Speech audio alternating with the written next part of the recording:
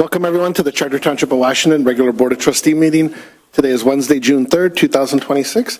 If you'll all stand and please join us in the Pledge of Allegiance. Allegiance to the flag of the United States of America, and to the republic for which it stands, one nation, under God, indivisible, with liberty and justice for all. Okay, if our clerk will do roll call.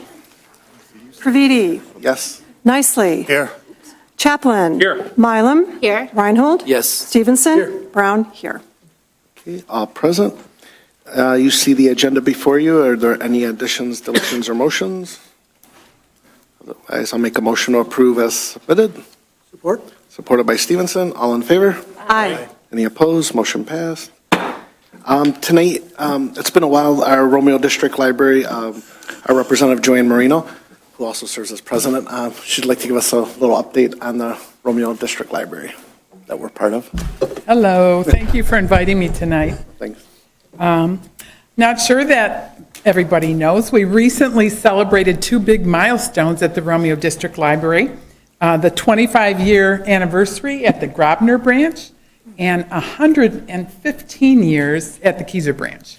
So we're really excited to have celebrated that. The library is really a wonderful resource in our community for both individuals and families of all ages. So if you don't use it, you should. Also, I'm excited to announce tonight, we officially broke ground on the Grosvenor expansion project in April. There are many changes we're making to the library. There will be an expansion of the children's area as well as remodeling and design of the teen area.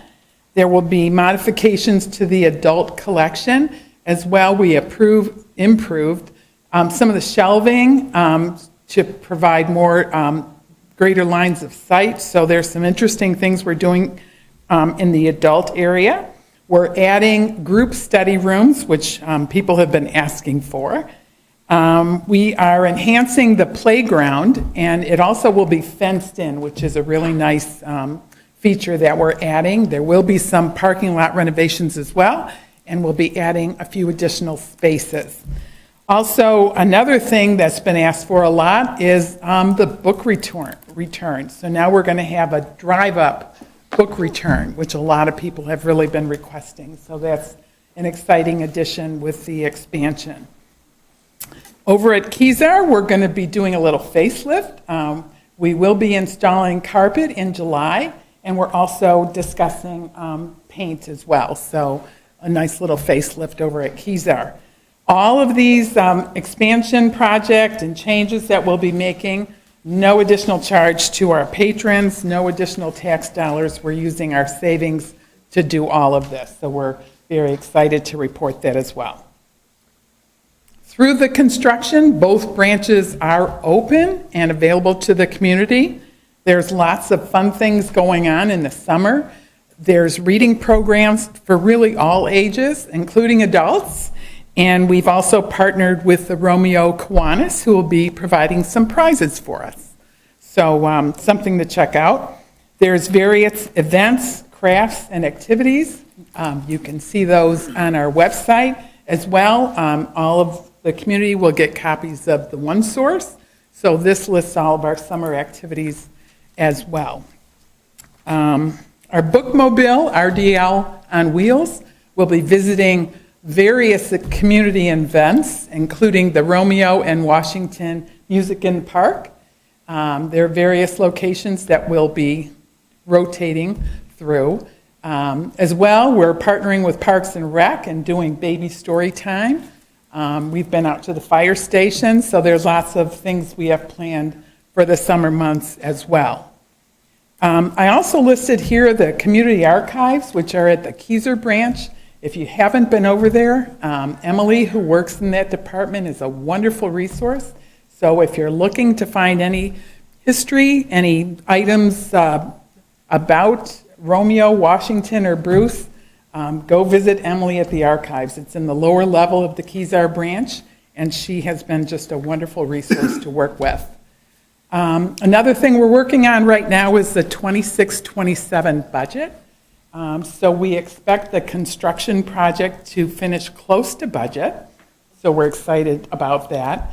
As well, we're offering some unique sponsor opportunities. So we're going to be offering room naming and other exciting opportunities. So if you have any interest in sponsoring something over at the library, please contact our director, Claire. She'd be happy to discuss that with you. We're working, again, their normal operations regarding the budget. We've seen various increases, especially related to insurance and staffing. So those are everyday kinds of expenses that we're planning for. So that's really about it. We really appreciate the township's support with all the construction initiatives, and we've done things on a timely manner. We expect that the expansion will be completed in second quarter of 2027. So we're expecting a grand reopening, if you will, in that time frame. Thanks to the staff as well. They've done a wonderful job. People are frustrated. They come to the library and there's lots of things going on and things might not be where they expect it, but we're there to help. So if you head over to the library, there's plenty of staff that are working and happy to help you. Questions? No, I think one thing too you need to mention, should mention is the musicians and the concerts that come into the library. Right. There are various events, yeah. They do a great So job. there are All in there. entertainment kinds of events as well. So again, all listed in one source and certainly on our website. Thank you. Yeah, awesome job. Thank you. Great job. The one thing I would like the public to know about our library that I learned maybe 10 years ago was that you had copies of all the old Romeo observers in the basement of the Kezar Library. And I know 10 years ago when I moved, well, I guess like 15 years ago, I spent probably a whole summer reading every article that had to do with what the township direction was and like the Meyer PUD, everything that ever happened here. You could read everything about it and you could learn the history of how we got to where we're at now. I thought that was the greatest gift, the greatest tool. And it's just kind of neat to be down there and have that It offered really for is. free. So I never knew about it. I remember Elizabeth Miller taught me about that, and it was a great gift. And if anybody could do that, it is fun. And even if you take your kids there, it's a neat way to learn the history of where you're at. Absolutely. Thank you. Well, thank you. Yeah, thank you. Thanks, Joanne. Okay. Next is consent agenda. You're being asked to approve the accounts payable of May 28, 2026, and approve the minutes of the Board of Trustee meeting of May 20th, 2026.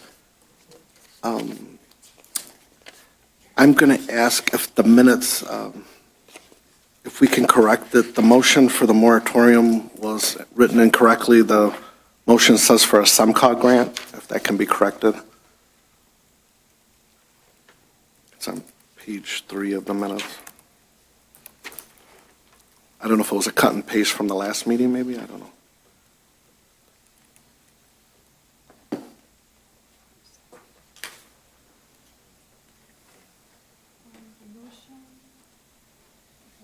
The motion is It says SEMCOG grant, you that's know why I'm what? confused. You know what? Yeah, we are having a few difficulties with Civic Plus. Some of the things when we, anyway, make a long story short, they're doing upgrades on, that's the platform that we use to do the email, the agendas and the minutes. And they've had issues with their platform, and sometimes, for instance, Good Eye, that paragraph should not have been there.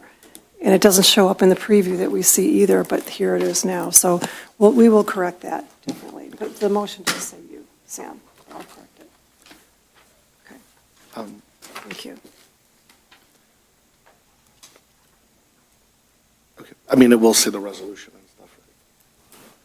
Because right now it says SEMCOG, we just got to make sure it says the right thing. No. Okay. It's right here. See, motion is to approve the resolution. It's right there.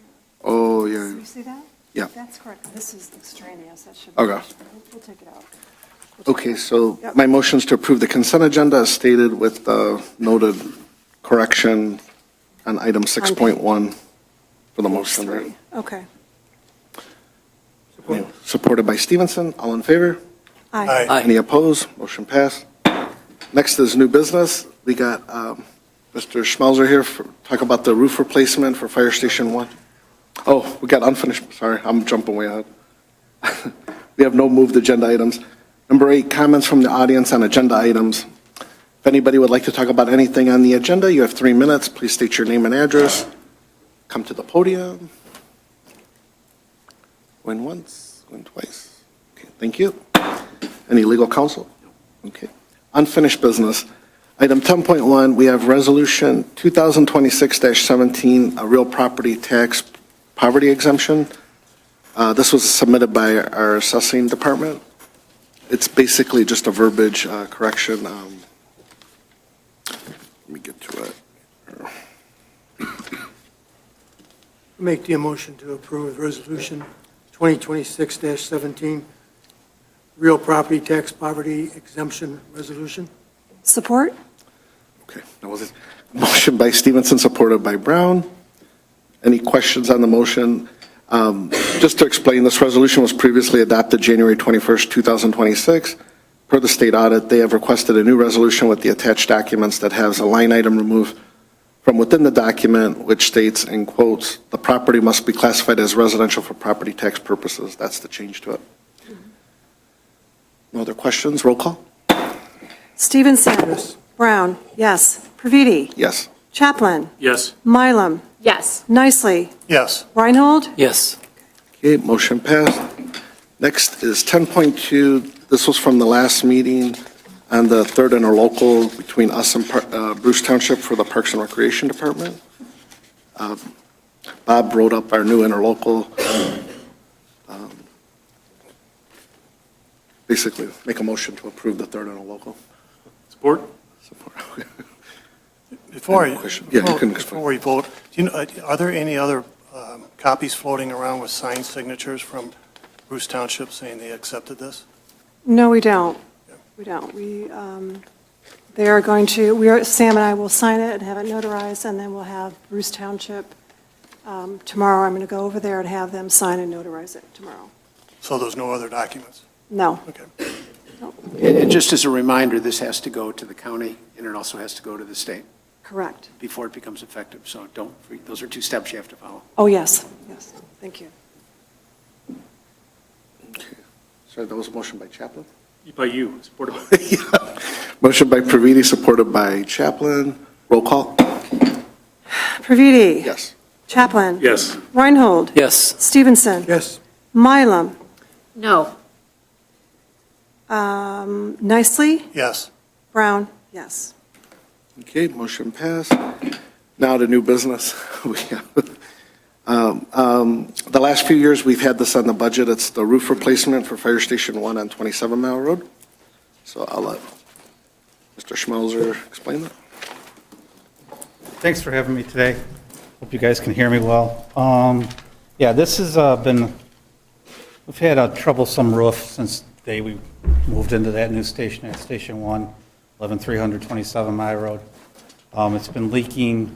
We've had the roof repaired 4 times in the last 2 years. The ceiling is given out underneath it. So I think it's time. We had this originally budgeted for 2 years from now, but you guys know my long thought out process of doing repairs. We'd like to move it up to this year. It is in the budget this year. It's in both the ambulance and in the fire budget. We do have one quote. That's just to find out what it was going to be about, and that's the reason why. That was a couple months ago. It's not relevant right now. And I don't really want to say how much that was because that just gives everybody else who wants to bid on it. So we're asking for, we'd like some questions from the builders, then we'd like to go out for bid, then we'd like to accept it at that point. That's the process of doing that. So that's what I'm here for. Sir, do Any you know questions? Sorry, do you know if we're better off getting a metal roof? Are we better off getting a metal roof there? At least a quote of it to see how it compares? Yeah, I mean, we're willing to look at anything. The only problem is there's so many different steeps in there, and that's what we talked about before, that works great whenever you have almost a flat or just up and down type of roof when you've got like a 612 pitch, but that we have multiple different stages in there. Only thing that's good about it is it's not flat at any point, So that always helps us. Whenever we had Station 2, I was out there as boss there for years, and we had that redone like 4 times before finally we got rid of the flat roof and went to a pitched roof. That was the only way we could ever correct all those repairs that we had been done. Sir, do you know if the materials on the new fire station are going to be improved versus the one that's on Station 1 right now, so we don't have this in a few years? It's a different builder, different contractor. It's the same one that did Station 2. And we ended up with a problem over there. They corrected it because, again, the pitch was wrong. We found that out whenever winter came and then nothing would come off of it. So they corrected that and they did that same thing for this new roof. Now, I can't tell you, anybody that has houses, and most of us have, they're going to tell you they have a 30-year roof. They're going to tell you they have a 20-year roof. They're going to tell you all this stuff. And again, they're salespeople. And if you want to get, okay, this didn't last the 20 years it was supposed to, what they're going to do is prorate it, and then you have to go to, it's just a long process, and it just doesn't work. And this was a different builder completely that did this under the grant. And I don't even know if we could even track down who did the roof part of it. I'd like to know if it's an IKO shingle, because the IKO shingles were recalled. Yeah. So if it would be an IKO shingle, then we might have an opportunity. And yes, I do think we should send one of our shingles in for a sample. Sure. Just to see how it goes. I'd love the idea. I mean, With both- you know me, I'm cheap as cheap can be. So, I mean, if there's a way of saving some dollars, I'm all for it. I just would like to get this process going. Same type of thing. I'd rather, what I found is that if a roofer comes in, pulls that off, and then sends it in, you have a better chance of that happening than if a firefighter pulls it off, and then we have a hole that now leaks even worse than what it was before. So it's not like we have, like at your own house, where you do a garage and you have one bundle left. We don't have a one bundle left to see what type it was. I would make a motion, if everybody's okay, to request to authorize the clerk's office to place the roof replacement at the fire station number 1 out for bid. Second? Well, excuse me, can't go out for bid yet. It's not going out to bid, they just want approval to see if we can go out to bid. Well, we want Right, approval request for to authorize questions the followed clerk's by, office. yeah, okay, yeah, all the way through. I just want to make sure we're doing it the right way.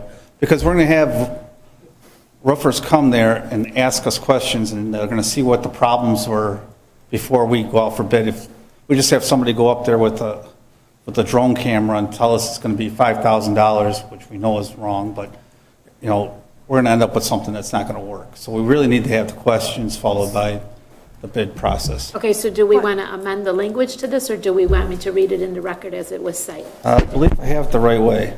Is it- RFQ is a request for questions, Right. followed by, go ahead. But I was going to say, when clerk's office, when we put items out for bid, on BidNet, we put all the specifications out that we're looking for, and then we submit it, and then there's a time period for people submit their questions, Correct. including if you wanted a tour of the site, they submit them online, and then there's a time frame where you would help us reply to those questions, so they can make an educated bid. Correct. Is that what you're saying, or Yeah. you don't want to follow that? No, I mean, I want it to follow the way we've always done it in the past. Okay. Where it's been request for questions followed by Okay. the bid process. I just don't want, as I said, I don't want somebody coming in here, and then we go in front of the people, and then they say Okay. they did it for $50,000, and then they get a quarter way done, and then, guess what? We're out. So as long as you're doing it the right way, and I believe you do, because you always do everything right. No, we don't. We try. We try. Oh, I don't know. That's how we do it on BidNet. Every day I hear BidNet they do everything right, has a- so. Yeah, so. Yeah. I'll read it the way you guys wrote it. Yeah. And then stop me if it seems wrong. It says, request to authorize the clerk's office to place the roof replacement at Fire Station 1 out for bid. Does that work? And the Does process. that work for you? It does, the process does include questions. Okay. That we have very a good. time frame to Yes. answer. That's exactly how I want you to say it, yes. Okay. Okay. Then I make the motion. Do I want to read it a third time? I think we got it. Okay, cool. Second. Thank you, Charles. Second, okay. Okay, motion by Mylum, supported by Reinhold. No questions, roll call? Mylum, Yes. Reinhold, Yes. Praviti, Yes. Nicely, Yes. Chaplin, Yes. Stevenson, Yes. Brown, yes. Real quick, there's a public announcement. June 26th is going to be the Stony Creek fireworks. So I want to make sure everybody understands that. And please don't park where you're not supposed to. Keep the roads open. so that we can get by. But June 26th. Look forward to seeing everybody out there. Okay, thank you. Do you have a date for your open house? Are they? Do you have a date for your open house? A date, yeah, it'll be the Thank you. first Sunday Of October. It always is. Can't tell you the date right off the top of my head. It's okay. Thank you.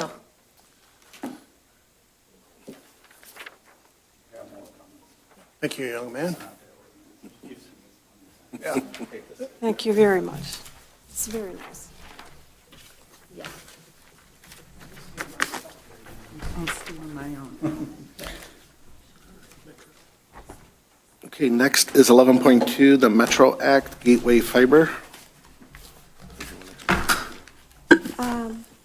Okay, the Metro Act Gateway Fiber is a request to permit the gateway infrastructure gateway, requesting to permit access and use of the public right-of-way within Washington Township. And the Metro FiberNet LLC and Easy Fiber Texas LLC permit requests. And the Metro actually stands for Metropolitan Extension Telecommunication Right-of-Way Oversight Act. It's a long one. And it governs the system under the municipalities to regulate the use of municipal rights-of-way by telecommunication providers. And our attorney has looked it over, and they find that their application is proper. There's a $500 application fee. The term of the proposed permit is 15 years with 3 subsequent renewal terms of 5 years. Each renewal term is automatic unless the township notifies the gateway of its intent not to renew at least 12 months prior. And also there are steps in this agreement as well that they have to comply with. There's a bond, Exhibit B, and Exhibit C. There are various conditions that they must comply with to be able to use our right-of-way. Would you like more details on that, or should we show the map where it's going to go? What would you like to do? So basically, they're going to be going into every subdivision almost, putting There it this in is. the right-of-way. Yeah, there it is, yeah. I've already gotten lots of complaints from residents already on this, It's for all What are the, telecommunication providers. that they're tearing up their lawn. And okay, so they're tearing up residents' lawns? they're supposed to restore it, but Have we it takes a seen, long time. They've already done Macomb Township, and there's been a lot of complaints there as well. So it's nothing we can do. It's a state-driven thing. But some of there are conditions stated, and some of them are that any permanent above-ground facilities associated with buried facilities such as pole boxes shall not extend above the existing grade. The company shall be required to provide photo and video of the conditions of the right-of-way prior to installation of any facilities. The company shall have 6 months from time of work completion to restore any disturbance or damage to any portion of the right-of-way. In the event that the right-of-way is not restored, municipality will make they will make the repair, and the company shall pay the costs stated in section 4.3. The company shall inform the municipality of any delays or changes in the project more than 6 months. And if the projects will be delayed more than 6 months, the site shall be stabilized. The company shall inform residents about projects prior to starting work and shall maintain communication with the residents throughout the project as appropriate. The company shall coordinate with the municipality if any municipal projects are located where work is proposed. So there are a lot of guidelines that they must follow, and Attorney Siebert reviewed it, or Christine Anderson, and they found that it was proper and correct. so my question is, are we requiring a bond then for them? Yeah, Chris Anderson sent a letter to the board Right. dated May 29th, outlining all of the conditions Right. that have to be satisfied. These are highly regulated by the Metro Act, and your ability to deny the permit is extremely limited as long as they satisfy the requirements of the statute. Chris has gone over it. They have satisfied the requirements. Chris has laid out in her letter the conditions that are required, including a bond. She's also talked to Josh and DPW so that they're not going to interfere with any of our utilities. So they have crossed the Ts and dotted the Is. And again, this is an area that's heavily regulated. There's some preemption on local regulation. So they have satisfied the statute. I apologize for missing it. I did miss that. I'm sorry. That's no problem. Clark Brown, do you know why we got to pay a one-time application fee of $500 for them to use our right-of-way? Great question. Because it's set forth in the act. Is it? Okay. This is an area where there's what's I called understand. preemption, where what the state gives you the ability to do, they can take away the ability for you to do it. And in this area of use of public right-of-ways by utilities and companies like this, they've taken away your ability to regulate. Not entirely, but they've taken away much of your powers. Can you explain what this actually is? How does it benefit our community? What is it? What does it actually do? They're going to put in fiber Comcast or AT&T or? for whatever use they want to put in. They have submitted an application to it. Again, Chris put together a 5-page letter to the board outlining all of the details of this, but they're putting in It fiber. didn't explain what it was for, who was using it. I don't have the application, but it's for fiber optics. For telecommunications. Is it providers. replacing anything that's already here? No, this is a new company that's going to come in. I've seen a lot of T-Mobile trucks out, so maybe they're related to that. These are very I common. would know. They're Yeah. very common, and again, your ability to turn down the permit is very limited.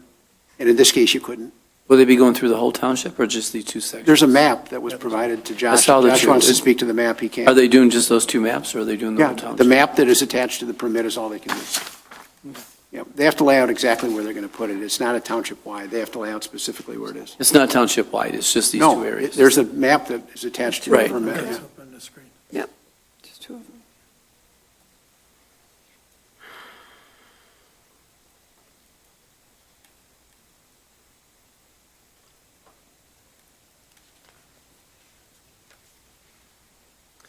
Yeah, this isn't the first time that we've had to deal with this. There are other vendors that have come through, and it's the same thing. Basically, they're providing a utility, and they have the right to come through the township, according to this act. So, we can't really stand in their way. Michigan Public Service Commission is going to be the arbiter there, but, they are providing what would essentially be a utility for the The town. utility, meaning, in this case, High-speed, high-speed internet could be service. fiber, could be whatever they're putting in. Back in the day, it was. But it would be internet, Right. it would be internet service. Yes. So they have the right to come through the municipalities and use the right-of-ways. And this agreement is just delineating what they have to do in order to do that, and what our responsibilities are and theirs. The MPSC even creates the form that they have to fill out. If they comply with the form, it's handoff for the local unit. I'm so sorry to say this, you guys. I still can't find it in writing, the bond language or anything. It's right at the end of Chris's opinion. Okay. She's attached to her opinion dated May 29th in Exhibit C, which is conditions, and 41. there's also an Exhibit B, which is the bond language. Okay, perfect. Thank you, guys. I feel like a jerk, but I just want to make sure. Yep. I mean, one's not mutually exclusive of the other. Okay, so if the bond is no longer sufficient, I see that, but I'm asking, what is the amount of the bond? Is that? That's a bond that we're going to have to review. A lot of these conditions in here, Okay. when they're ready and they've complied with all of the conditions, then the bond will be reviewed by Okay. Chris. Okay, good. I'm sorry. Okay. I just wanted to make sure I didn't Yep. miss something. So I didn't miss a dollar amount or something? No, Okay. no. It's not like I read this whole thing like 10 times. You didn't. Okay, thank you. All right. So it's procedural at this point. We have no choice. And it works because we potentially will get more fiber optics and more companies to bid. When they come in and they submit their permit, they do it on an MPSC form. If they give you the information that's required, we then meet with DPW to make sure that these do not in any way interfere with our utilities. There's a provision in the Michigan Constitution which requires that you get local permission for use of the right-of-ways. The Metro Act then came in and said, we as the MPSC, there's certain types of businesses and services in the state that the MPSC regulates so that there's not interference by local units, so that you don't get any new utilities. This is one of them. And they've come in and said if the user can satisfy, the utility can satisfy these conditions, you must approve it. And if you don't approve it, then they can appeal to the MPSC and they're going to get their permit. You don't want to do that. Right, thank you for explaining Yeah. that. I'm sorry for. So that. this would be used by Comcast or AT&T or whoever wants to Yep. use it? Yeah, you've had probably a half a dozen of these over the years. Okay. Which is why they're in Macomb Township, because Macomb approved the same permit. Thank you. Okay. Sorry about that, but thank you. That's okay.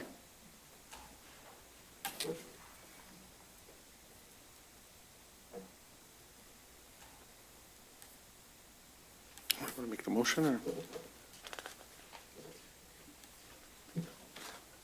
If the motion is to approve, it would be to approve with the conditions outlined in the May 29th letter from Chris Anderson.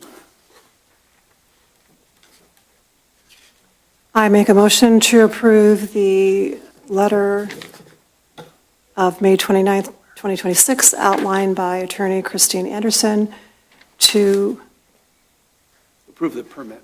approve the Metro Act permit requested by Gateway Infrastructure Correct. With the conditions set forth in. with the conditions set forth in the letter. Yep. Okay. Support. Okay. Motion by Brown, supported by Stevenson. No questions? Roll call.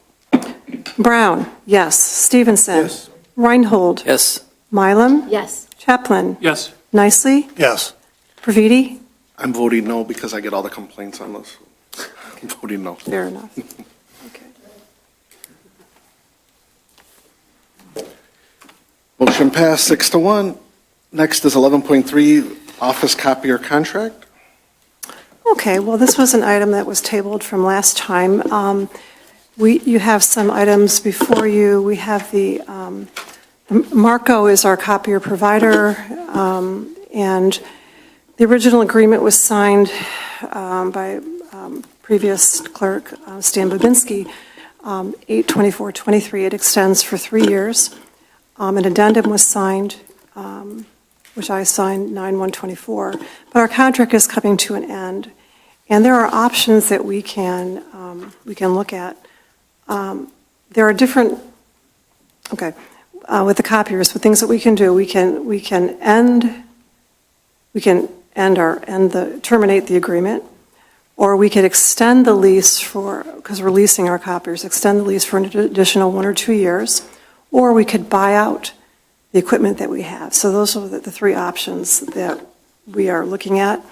And as I mentioned at the last meeting, Marco is, let us know that they are having a 15% increase for year 4, which is September 26th through 27, and year 5, September 27th through 28. We looked into that, and then your next attachment, which shows pricing, and we wanted the board to decide what they wanted to do, so I'm not sure if you're on the pricing page, but it shows, as I said, we are currently leasing our equipment, and when we lease them, we don't have to worry about maintenance or malfunctions. Their service has been really good. We're happy with what they've done, and we have a problem, they come right out. So we're pretty happy with the lease. And I inquired, so we could extend it for a 2-year lease, and I inquired of them what the new price would be and the monthly payment. And they said our new monthly payment would be $2,162 per month. And I was looking at our current payment, and it turns out to be less with a 15% increase, less than what we're paying now. So I sent another email to Marco Grant Johnson, who's our rep at Marco, and I inquired why our new payment, our current payment is $2,634. And the new payment with the 15% increase is $2,162, and it didn't make sense. It doesn't seem like it's 15% more. It's actually less. And he said it's because if we decide to continue renewing our lease with leased equipment, then the price goes down. If we decided to buy out our copiers, which are, if we bought them out, the price would go to $0. If we chose to, what else is there? You can buy that out, you can extend the lease. If we did a 12-month renewal, the price would go up. So after discussion with my deputy, but this is up to the board, you can do whatever you'd like to do. We're pretty happy with their service. The copiers are about 3 years old, and they're working well. So actually, our new monthly payment would be with the increase, it would be $2,162 per month. But the board can decide whatever you would like to do with the options. Am I to understand that there's 10 pieces of equipment? Yes, yes. How come we didn't bid this out? How come we didn't? Yeah, why haven't we put this out for bid? We can bid it out if you would like to. That's why we brought it to the board. I'm still trying to get my head around the numbers a little bit. I'm looking at it's on page 81 of the board packet. It's where it talks about the current payment schedule and the new payment schedule. Correct. So current payment is $77.50 a month. The minimum payment, $7,750.84. And then the new payment schedule is $2,634 a month. The current payment is, if you include the current, sorry, I'm talking too close. The current payment, current lease payment is $1,234. The service payment is $1,400, so the total is $2,634 is our current payment. If you add together the leasing of the equipment and the service for that equipment, it's $2,634. So Again, I'm looking at page 81, and what I'm seeing there is, the contract specified a minimum payment originally of $7,750. Oh, I'm looking, okay, I see that one, yeah. Okay. And we had our print allowances of 163 and 298,000 copies. If I look at the new number, the 2,634, the print allowances are only $25,000 each for black and white and color. That seems incongruous to me. What am I missing? You know what, excellent question, excellent question. When we first contracted with Marco, they overestimated how many copies we would use. And we found out we were using a lot less color and black and white. So we were given a refund, a pretty substantial refund. So that original amount was, like I said, they overestimated. But right now, if we renew, it doesn't renew the lease, we would have 25,000 black and white copies per month and 25,000 color. It would be the same. And then if we go over that, it's .0032, 10 thousandths for black and white, and color, the overage is 0.034, okay? And those overages are billed annually if we go over. But we have not gone over. We're using a lot less copies. Well, I'm going to echo what I heard Dennis say down there about bidding this out. Right. I truly think we need to bid this out at $216 a machine. And I don't even know that we need 10 anymore. I know we've all gone to electronic. I don't know how, I don't know if there's employees waiting to use them. I don't know what the need is if we need 10 machines. We're doing a lot more scanning. A lot of the employees have Study at the scanner. tons of scanning. A lot of the employees have scanners at their desks. So we're doing tons of scanning, so the numbers are going down in the copying. Definitely, definitely. I think it is a good pause to put this out and kind of see what we really need. No problem. I'm just showing you what the numbers that they gave us. I'm a little concerned about the 15% increase over, per year. It's a 30% increase over 2 years. And get this, for me, when you're leasing a product, your leased product price in your service agreement, it shouldn't be where you're fighting yourself. If you're leasing a product, that should come with some form of a gratis of service. I'm not saying it's free, but there's got to be a number. This number of being so high, the reason we lease potentially is so we have something that's under warranty, serviceable, and we're not paying all the time. Now, we're getting the worst. To me, we don't own it and we're still paying a service cloud. I feel like Dennis was right when he said, let's look at bidding this out and seeing if we can get those numbers down. If we do bid it out, we'd have to either buy the equipment or sell it back to them at $600 a unit?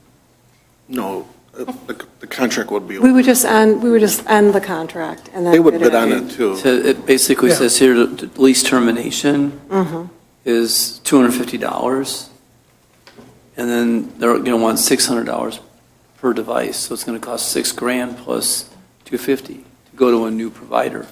Right, right. I think they will come to the table and bid. as well? Oh, they will, But also just keep in mind that the price they gave us, the new price, $2,162 per month, does include the 15% increase. That's included in that, just so you know. It's there. I love it. I hope they bid it out. What? I hope they bid on it as well. That'll be Oh, great. they will. It's whatever you choose to do, so. I'd like to interject a couple things. First, they got great service. If you're here day after day after day, the last thing you want is somebody not coming in and getting these things fixed. So even if it went to a cheaper price and the service dropped, for these employees here, it is just not worth it because they already have enough issues going on with BSNA Cloud. I did do a copier summary. Thank you. Fortunately, I had Appreciate it. a few years of experience selling these a while Oh, ago. good, yeah. Bob, you want one? Why not? And I would like to add to what Treasurer Nicely said. We do have an excellent repairman who comes in. He's an older gentleman, and we call, and he's right there, and he's one of those people that can fix anything, and he does it quickly. He's fantastic. Is there an explanation why the service escalates 15% in year It's in their agreement. 4 and 5? Is it 15%? It's in What there. is it? That That's was not- part of the agreement 3 That years was ago. part of it. Okay, so if we would like to review this real quick. Okay. At the very top, I put currently, these are the monthly payments, $2634.52. And I'm going to point out a couple of things as we go through this, is we are billed for 25,000 copies per month for black and white and $25,000 copies per month for color. I've been in touch with Marco. We have never exceeded the overages, so that's not applicable. Our average volume happens to be 14,000 for black and white and 20,000 or 21,000 for color. On the notes section there, as I indicated earlier, there have been no overages under this agreement, so there's been no cost to the township. Under the current agreement, the township is using about 70% of the allowance, so 34,851 of the 50,000 allowed per month. And we're underusing it by 15,000, or it's costing us close to $800 a month or $9,500 annually because we've been billed for copies that we're not using. Since the agreement's inception, it's cost us nearly $20,000. Outlined in the proposals that you see there are a couple of them. One is the 24-month lease extension at $21.62. You'll see an asterisk by the $25,000 for both color and black and white, and below it with the monthly volume that I talked about earlier. Even under that option over there, it's still underperforming compared to the actual volume that we have. The unused copies are about $15,000 per month, or $655 per month. The hardware and buyout of the service contract is $1,610. The buyout is a confirmed number in September is $6,400, divided that by 24. You're looking at a payment of $1,876.67. Still $25,000 per month, color, black and white. It's still underperforming based on the actual volume. We're underperforming by 15,000, so we're wasting 15,000 copies and spending $600 a month because we're not using that amount. The other one is the monthly payments for the 12-month lease auto renewal, $2,844. Again, still capped at $25,000. Still underperforming. We're still not using 15,000 copies per month, and it's costing the township an additional $861. I did receive a quote from Marco. They're just too expensive, not something we shouldn't be doing right now. Further on into the comparison page, you'll see the 3 sections over there, which is the hardware buyout, service contract renewal. We know the known costs are $1,876. 24-month average is $45,000. It's saving us $18,000 over the current program that we have now. A 24-month lease extension, we know is $21.62. It's costing us $51,000 over the 24-month period, but it's saving us $11,000 over the current year. The 12-month auto release is the highest at $28.44. 12-month cost is $68,000, or it's $5,000, roughly $5,000 more. I can only go by what I would like to see happen is hardware buyout with a service contract. Change the monthly black and white allowance from 25,000 to 20. Even though we're running 14, it gives us additional growth for the coming years. Have the prices for the color month allowance from $21,000 up to $25,000 for growth. This locks in the price for 24 months. It saves the township $18,000 over the current agreement and $45,000 over the 24 months. And on the back page, well, I'm sorry, not on there, but, sorry, there's no back page. So this is all based upon the current volume, keeping in mind that throughout the agreement, we have never exceeded the overages. So two things. One, lower the requirement on the monthly allowance from $25,000 to $20,000 for black and white. Increase the color to $20,000, from $20,000 to $25,000. Locks in the price for the next 2 years. And you can see the savings if we bought out the lease. Thank you. 15 years of experience finally paid off somewhere. That's Good great. to you. That's great. Bravo. And you know, as Mike noted, we have never exceeded the number of copies. And when Marco saw that they had overestimated the number of copies, they did issue a refund for us last year, and it was about a little over $40,000 we got back. So they recognized their error. So, but it's correct that people are scanning a lot more than printing, copying, I mean, Yeah, so, that would be and printing. number 2, where the hardware buyout service contract, but lower. And by the way, these payments that you see in here also include the 15% increase. Okay. So those are already in there. Do we know when this contract was initiated? Was this equipment new then? Yes, it was in Okay. September. So 3 years old then? Yeah, 3 years old. So is there, in that proposal, is there a buyout 6,400? $6,400 would be the buyout in September, because we had to finish the lease. If we buy out today, it's $12,000, but it's still going to be the same because we're paying the lease payments up through September, and then the buyout is $6,400. So if we pay the 6,400, are we still saving 18,000? Yes. Yeah, the one that I gave you includes, if you notice, let's see, go back to it. It's on the second page on the hardware buyout service contract. We'll have monthly payments for service only based upon the amount that $25,000, which we want to change to $1,610. And I took the lease buyout of $6,400 divided over 24 months. Oh, I That's see. the number that we're working at. Okay. So we'll have monthly payment, well, depending on how you want to look at it, we have monthly payments at $1,610 or $1,876, depending how you want to do Will we have to write a check for the 6,400? Yes. So you're amortizing? it. I'm just advertising to show what it will be on a per month basis. Okay. This is amazing. This is I great. appreciate you running the numbers. That's great. And I don't have to live with these machines every day, so Yeah. it's a lot easier for me to say, do one or the other. Yeah. But you guys have to work with them. That's exactly right. And that's why I wish it would not go out to bid. In 2 years after they get through this program, then let's look at a bid process. But right now, we got an excellent service. We do. They're here, they're Johnny on the spot. And then we're going to own it. Well, we don't want to own it, they'll be 5 years old at that time. Right, I mean, but your way makes complete sense. Yeah. You want to make that a motion?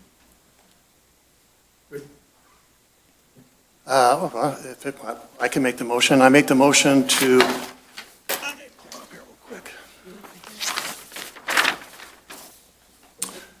I make the motion to have the hardware buyout and the service contract renewal, decreasing the black and white copies per month from 25,000 to 20,000, increasing the color copiers per month from 20,000 to 25,000. Lease buyout in September, $6,400. Second. All right. Well, now we know why you delayed this from our last meeting.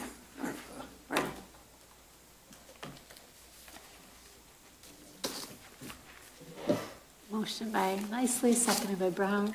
Question, Sam?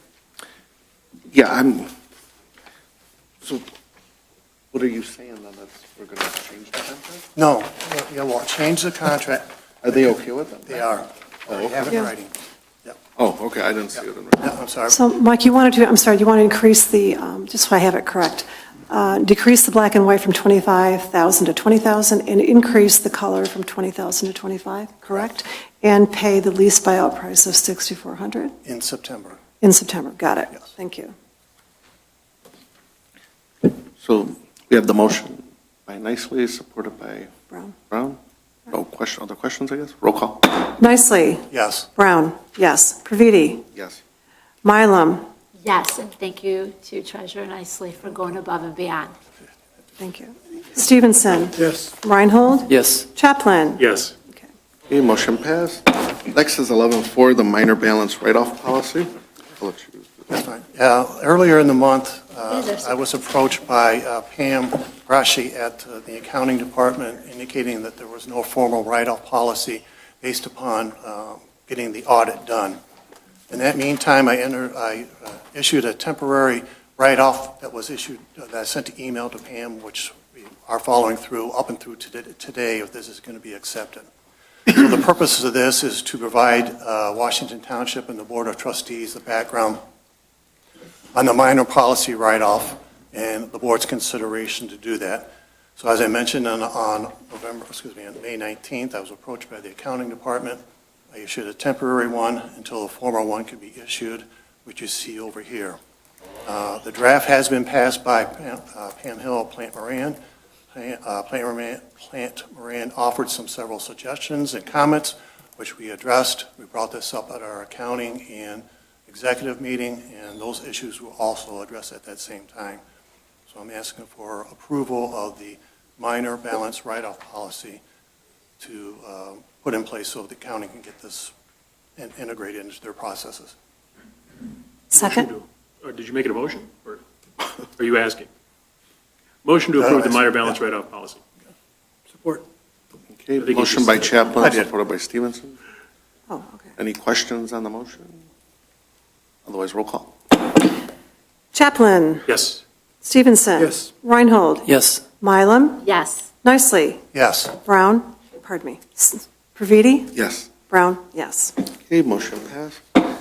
Next is Resolution 2026-15. This is the annual streetlight special assessment for the 26 summer tax. Yep.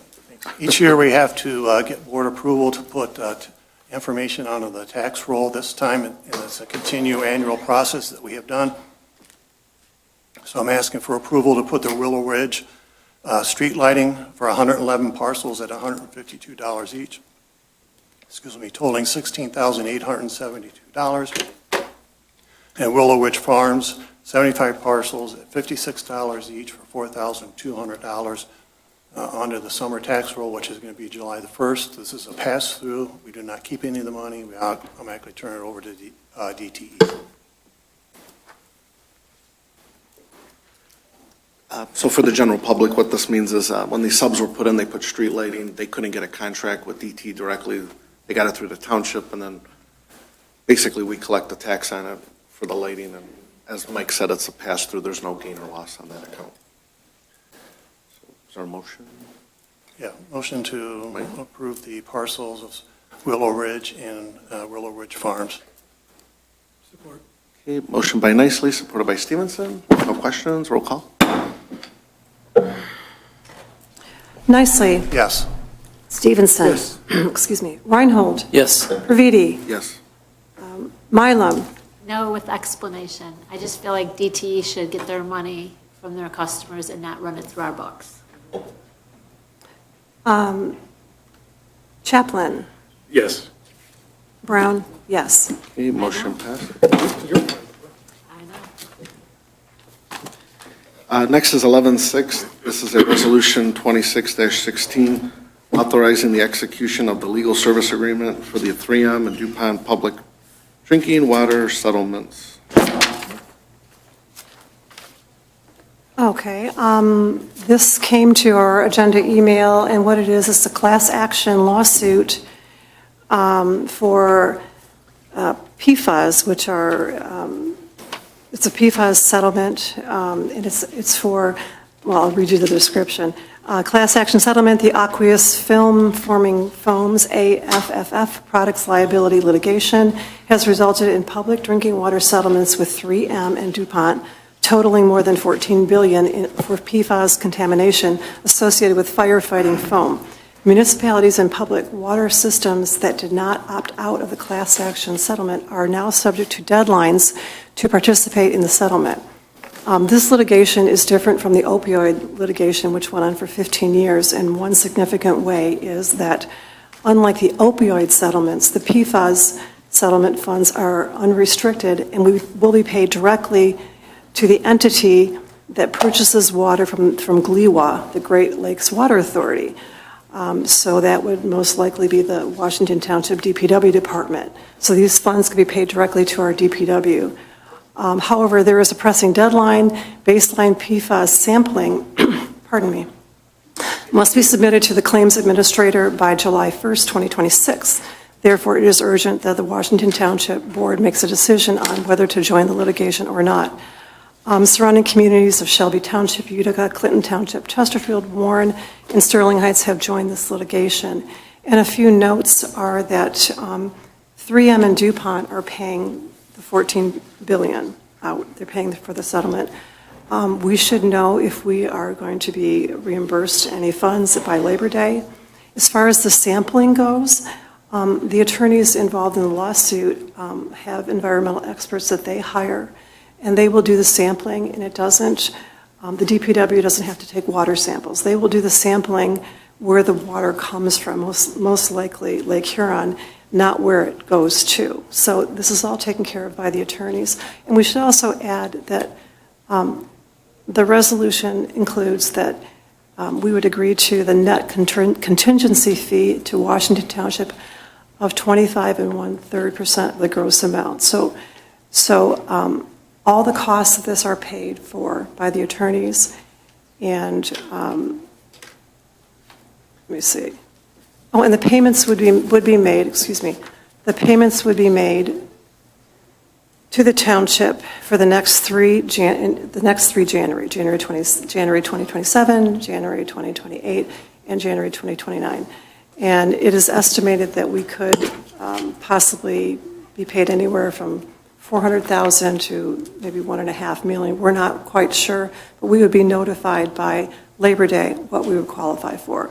But all the costs are covered by the attorneys. I have a question for you. Yes. If I'm reading correctly, and the attorneys that made us aware of this, are they the same attorneys for the data center? Yes, they are, but they're not handling this. They were partnered with a Louisiana firm, Stagg Luizza.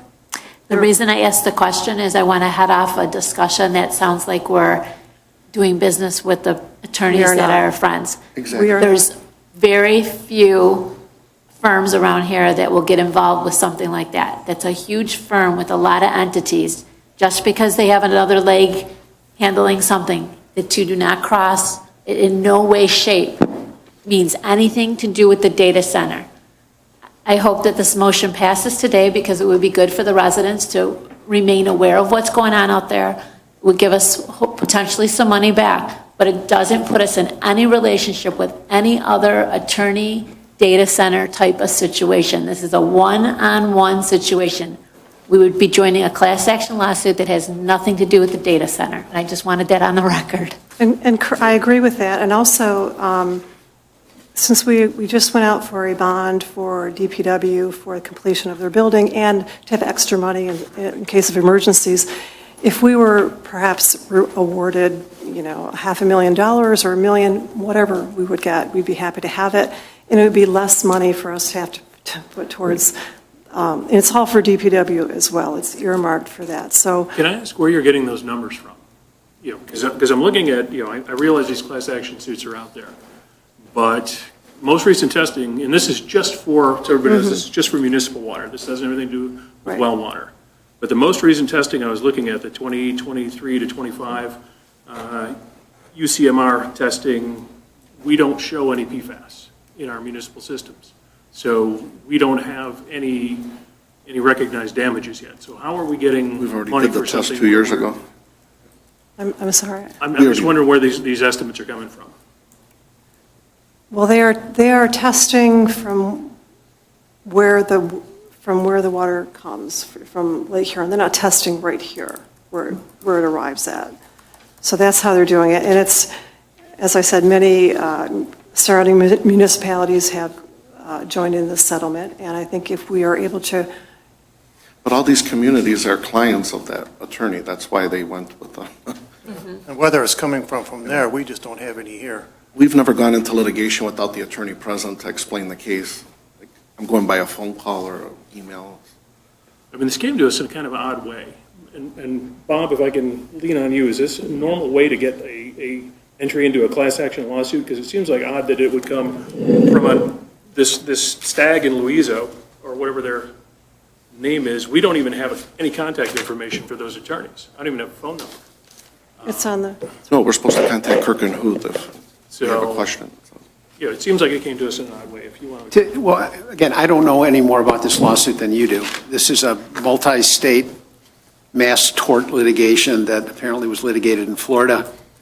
Usually in these class action lawsuits that are multi-state, you will get notice, the township will get notice that there's a class action lawsuit that's been filed, and under the federal rules, you're given an opportunity to opt out of the case. And that notice would have come to you probably 2 years ago. I don't know whether it did or not. it did not. Well, I don't know that, but I was certainly not aware of it. But you were given an opportunity to opt out. And if you didn't opt out, then you're in the lawsuit. There is apparently, and I'm saying apparently because I know zero about this case. It's being handled by a mass tort law firm out of Louisiana.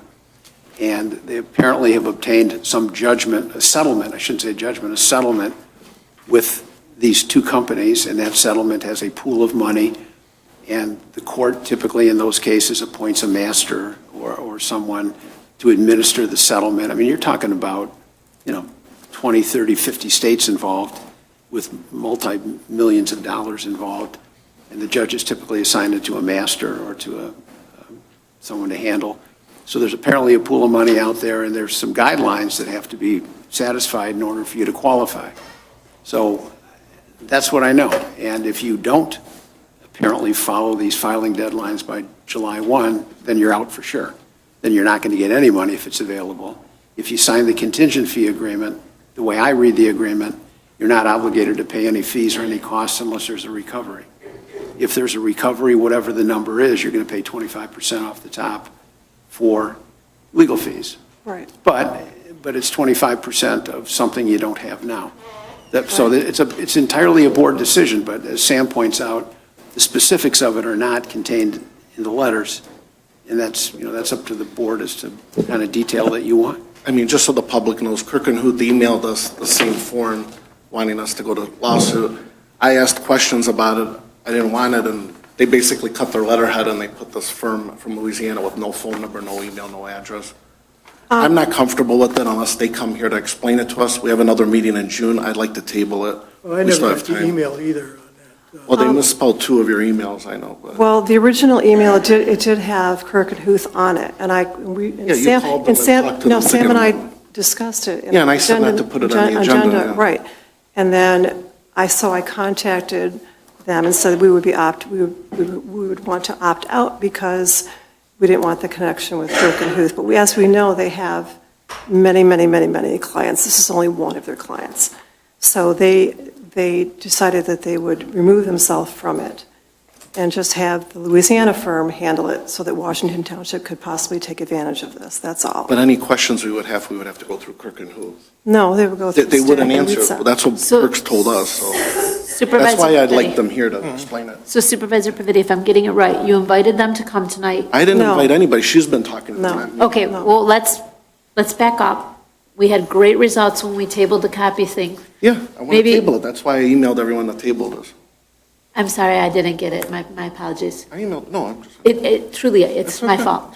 But, I mean, this is a bad cut and paste job, so I just don't agree with right, it. well, we still have time. July 1st isn't today. We have Today's another June meeting in 1st. June. We have another meeting. No, I think this could be something worth participating in. I think. I'm not we need to against do- getting the money, though. We need a few more Ts crossed and Is dotted before I'm comfortable moving forward with a law firm that I don't know representing the township.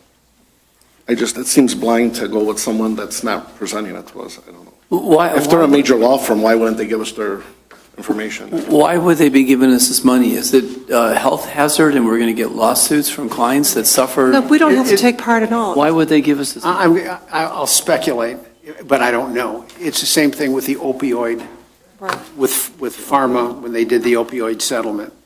They file a class action, and under the federal rules of procedure, you create classes of people that are likely to have been injured by a particular act or by a particular product. And there is a motion that's filed in the federal court asking the court for certification of a class. The lawyers define what the class is. It's up to the judge to approve it or modify it or reject it. There was apparently a class, and that class is likely made up of municipalities who provide potable water to residents that may or may not be affected by PFAS. What the ground level barrier is to be able to demonstrate that you qualify, who knows? I don't know. I mean, this case has been going on for 2 years. I mean, But is the money to handle health claims? What is the money for? I don't know. I don't know any, this is a Louisiana mass tort firm. I have no idea. They probably have 400 lawyers. I don't think they could just go around handing out money. No, they're not going to hand it out. They litigated this case I against understand two that, but there companies. must be some reason for the amount of money. Like, why us, right? Why us today? Why anyone would Speculate get that it? for every client like us they bring in, they get 25% of the spoils. So the larger they grow the class, the more their settlement on their end. Right, They but can the- go around the country and invite every municipality that may have a claim into the lawsuit. It bolsters their take at the end. So- We get some But money the- incidentally if there's a Right. finding in our favor, but certainly adds to their pockets by Correct. adding more clients to the class. But the 14 billion is to be clear, is being paid by 3M and DuPont, so they have been found liable for this. And it just could be an opportunity for DPW to, The thing is, How are found we money. damaged? Pardon? they why have are they have to test first to tell. We don't have that many water lines. But let's say there We're was not gonna get that PFAS big in a the water. percentage. Well, is it a danger, health danger? Big time. Here's what I know. And if it is, which I believe it is, then what are we now responsible to handle all claims? There's a lot of gray area, like Supervisor Pavidi said. All I can tell you is from my little 10-minute research was Ann Arbor sign, Pittsfield sign, someplace in Grand Rapids sign. But the funny thing is, like, no one around us signed.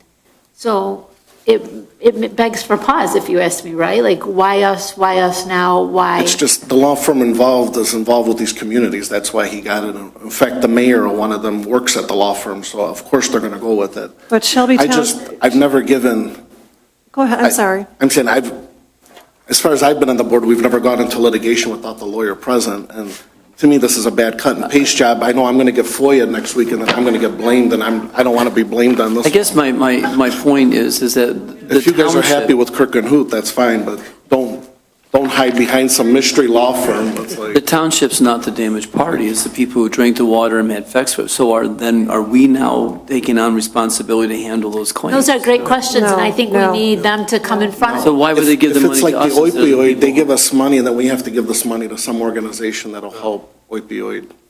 There's Like too right many now, we get a unanswered couple questions. $1,000s a year, that was our class, over the next 10 years. And we have to find an organization like FANS or the sheriff's office maybe has a division or something.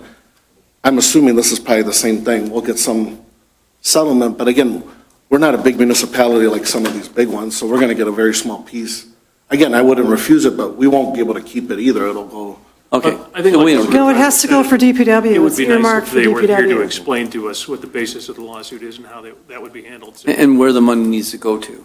So. It does say right here that the money is going to, it would go to the entity that purchases water from GLEWA, which is DPW. That's where, unlike the opioids, that was not, those were restricted. These are unrestricted and are paid out to the DPW specifically over, it's 3 years only. It's paid out for Like, 3 why wouldn't years. Wayne County jump in on this? They're all GLEWA.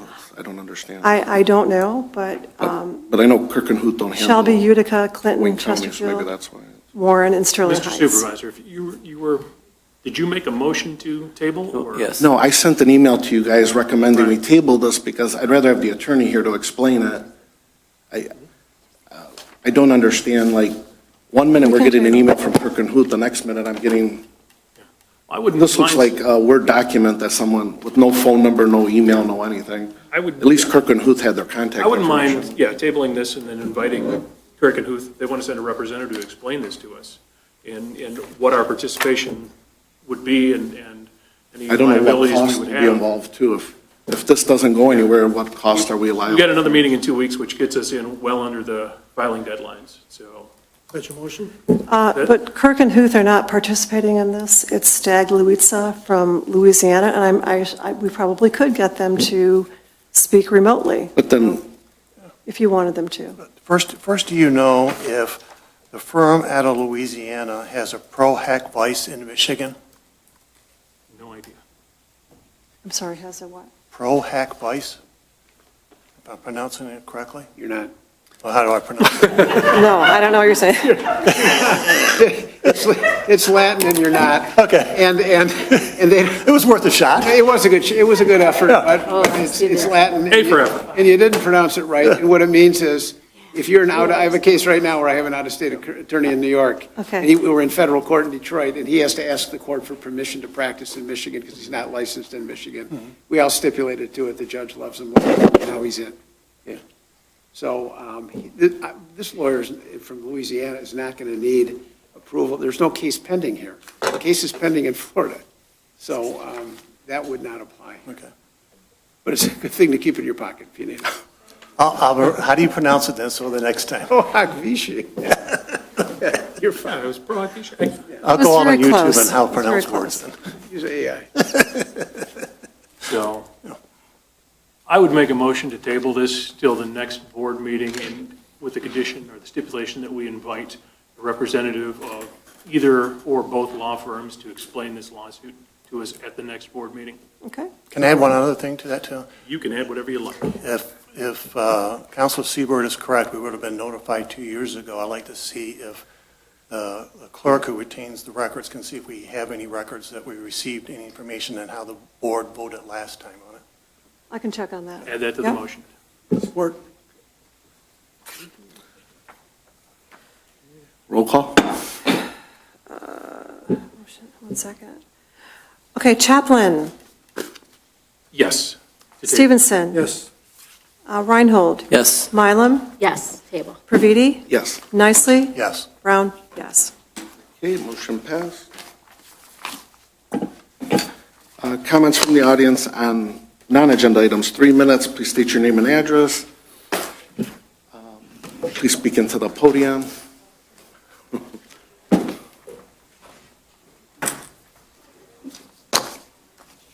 How you doing? My name's Troy Kozel, 5685 Seven Lakes Drive. I usually watch these meetings on TV, so I appreciate MIT-TV and all you guys do so that I can watch. I just want to know, this is a public meeting, correct? Do you normally lock doors during public meetings? Because all the doors are locked right now. When I showed up, someone was leaving because the doors were locked. I tried all the doors. Oh, no. I don't know, So the clerk's people who are office here. is locked, so- Yeah, I know, probably a mistake. On a side note, I didn't come up here to talk about the litigation that could be in fact. I was listening to it, and I think that the board should seriously look into this. I don't think, I'm not a lawyer, but if there's money for the township, it's my understanding that that money doesn't it doesn't make us now liable for anything that we receive money. Now we have to pay out beyond what was given to us. I believe that's a set cause, so I'd really encourage all of you to seriously look into it and see if that's something that maybe the township could benefit from, or at least help the residents with, if it's not for us, if it's for the residents that, had that water. I know I was at Selfridge for many years, and we've had some incidents with PFAS, and there's a lot of problems that go with that. So I'd encourage you to look into that. I came up here regarding permits and how improvements that are completed, including like pools, new decks, basement egress. My understanding that these projects generally require permits to be obtained before they begin the construction. I'd like clarification. Are permits required to be pulled prior to the installation, or is that something that can be pulled afterwards? I don't know, I'll ask the building department. Okay, all right, I also asked the building department, and they are supposed to be pulled. And the reason I ask this protects homeowners.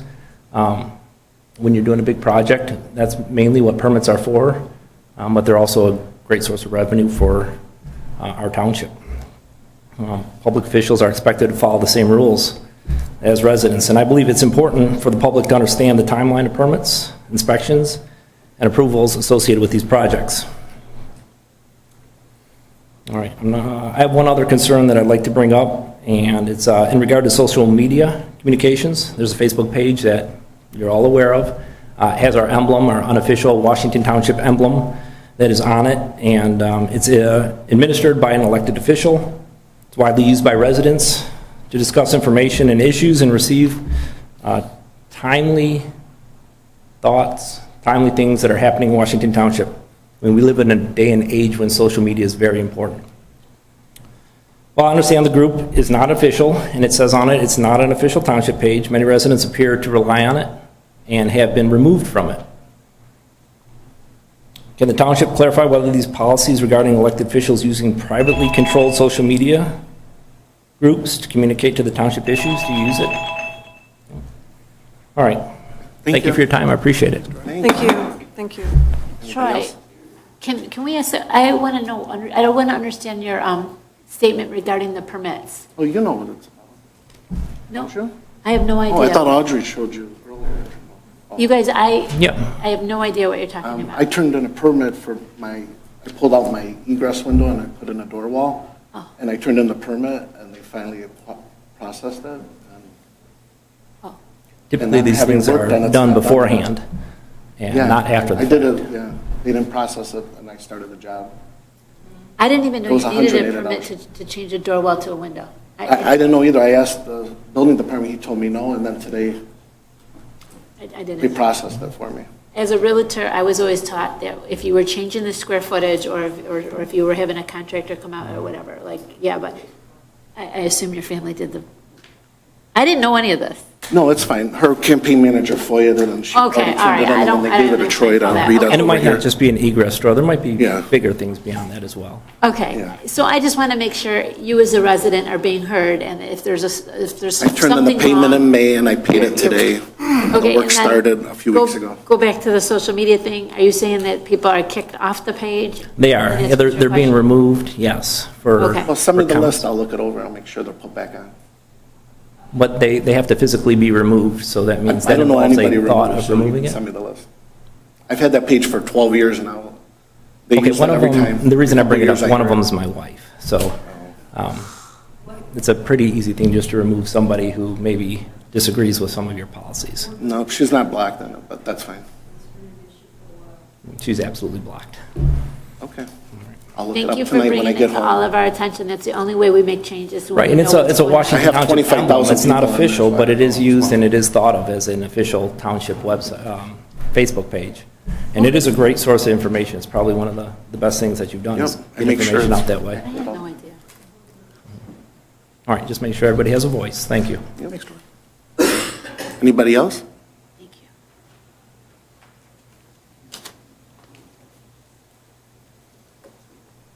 Hello, Corinne Graper, Washington Township.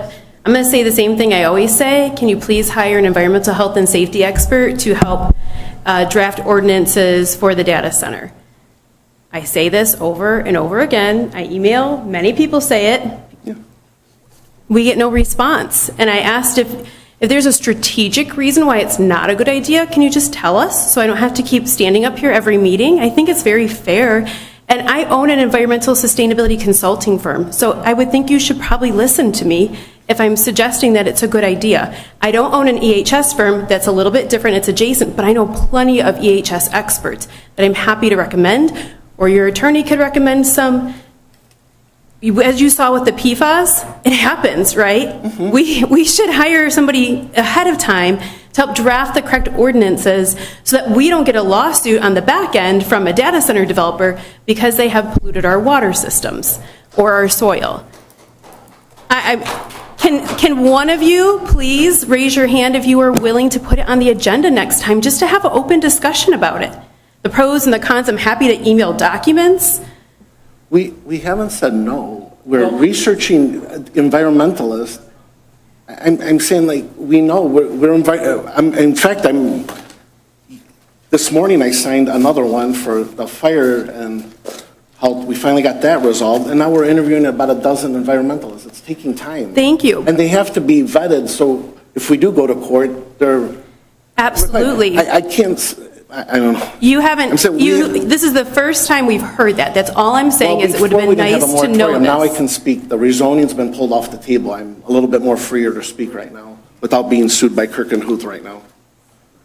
Well, in relation to any type of PFAS settlement, it makes sense that you would take a mass lawsuit, a class action settlement, if it makes sense for the town. Like, even though it's the same law firm, at least I do, I understand that law firms take lots of different clients, and this is a class action lawsuit. So if there is damage that could have occurred to our town, we should take the money to fix any damage or to improve our town or protect it from what might come.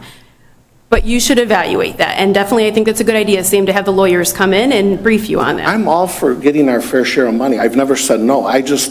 To go sign up with an attorney that's not here doesn't seem prudent. I don't understand, without knowing the cost and the liabilities on the township. It doesn't make sense. I've never done that personally or... Well, there is no cost for the testing, and as far as the settlement... I'd like to hear it from the attorney. It says already in the agreement, the attorney fees come from the settlement. We don't have to pay any of it. So I am happy to hear that you are interviewing environmental specialists, because we have been up here for 5 months saying this. I'm glad to know that I don't have to come up here next meeting and say the same thing, and that it's being in progress. So thank you. Thank you. We're hearing what you're saying. Just, I'm saying I've even gotten You can give me information a from the county. wink. You can give me something. No, I'll get foiled if I wink at you.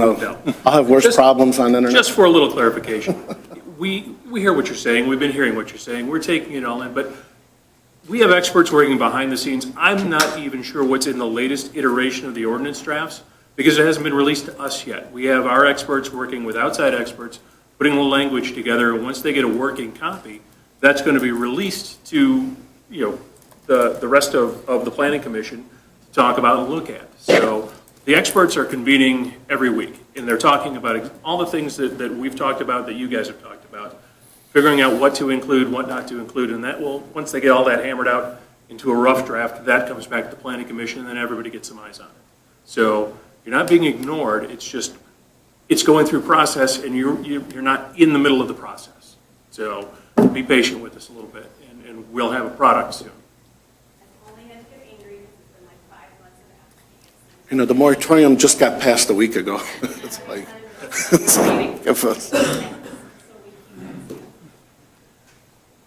Hi, I'm Camille. I'm a Washington Township resident. I just want to publicly say, like you're saying, that now you can talk about the experts that you're hiring because the moratorium has passed. However, somehow you hired the sound expert without having a moratorium passed. And we were reassured many times there's no data center application. It feels like a phony excuse to say, we can't hire an expert, or we can't tell you if we're going to hire an expert because we didn't have a moratorium. I wholly disagree with that. And I just want to reiterate that, this PFAS contamination is very serious. It's a forever chemical. And I do think if you've never, I'm not very experienced in the world, but I've been part of 4 class action lawsuits. And I think many people probably have. I see nods. It's kind of not that big of a deal. The money is already there. And if the lawyer we have a lawyer, he can look over the agreement and say, is this risky or not? And if he says that it's not, then I think that there's no reason not to take whatever money these people who caused this damage, whether it's to the township or to the people, even if you do have to give the money out to someone else, we deserve that. So I don't think that I don't see any downside to participating in this, especially if you have the lawyer who can confirm that there's no, big risks associated with it. has everyone been part of a class action suit? I was think part of the what we were national saying- opioid. I mean, yeah, I mean, like Google, Apple, I mean, they're all, Okay, so Yeah. we're getting off track. We're not against this PFAS lawsuit at all. I'm just, me personally, they can vote how they want. I would not want, I'd like to meet the attorney that's going to do this and sure, explain it. yeah. I don't understand. It's nothing against the PFAS at all. I'm all for it. I'll sign up right now for it. And I think, too, we're being a I'm little saying extra it's being cautious twisted now that, because of the source. Sure, I mean, Coming from the attorneys for the data center, it sends up a little bit of a red flag. We want to make sure that we're I'm saying I'm trying to It be is- transparent here and I'm still getting Yeah. shot down here like. all right. The Anyway, deadline's- that's it. That's, Remember, the deadline's July 1st. yes, So we I, have We have plenty of another time. meeting, so we got plenty of time, yeah. that's, and I hear you. I just wanted to like reiterate that it is something that we do in these times, like everybody has, either heard about or participated in one, and yeah, it can benefit. Yeah. Thank you for your help with the tree planting. Yeah. Anybody else?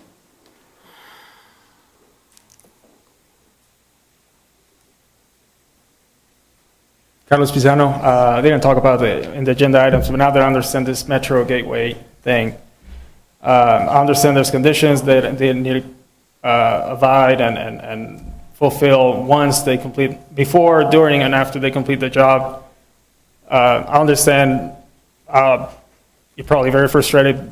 You're going to get tons of complaints, so I was wondering if you can share who we can direct those complaints directly instead of filling your mailbox, later. I'm sure there's a section maybe in the packet, but that part is huge, so maybe it should make it easy, because once things start happening, people are going to notice something's happening, People are going to start knocking on the door saying, like, someone's stirring my lawn, someone's doing that, so just if it's, make it easy on people to know we're supposed to be notified, but just so it's easier for people to know and who they can later go to. It's not even just tearing up the lawn, they're messing with the infrastructure underneath the ground because it's in the. I understand that. It's just. So they're messing up with gas pipes, water pipes. I'm sorry, I'll give you the time. But I'm saying they're messing with other utilities. It's not just even the cosmetic part, sorry.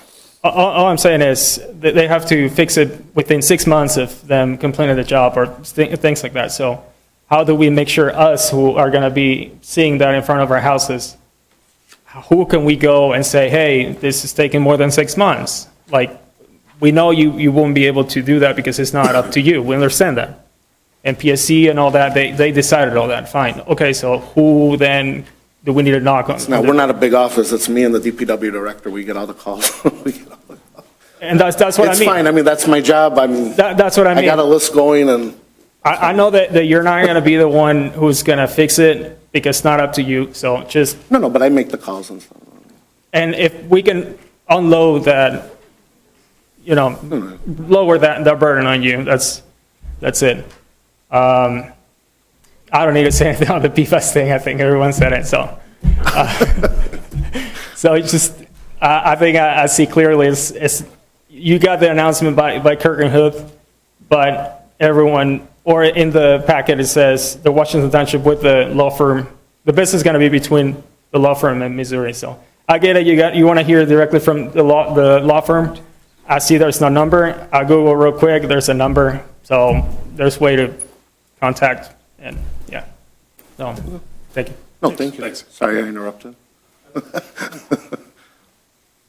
No, I've been talking to the supervisor of Macomb Township, and it's been nothing but they're digging into the easements over there, and they're making a lot of problems there. And it's not, again, not just the cosmetics. They're dealing with other infrastructure in the ground. So as much as they write up all these nice contracts, we're still obviously getting complaints. And obviously nobody wants to look at a torn up lawn. They want it fixed right away. And it takes time, obviously. Anybody else? Sorry. Hey.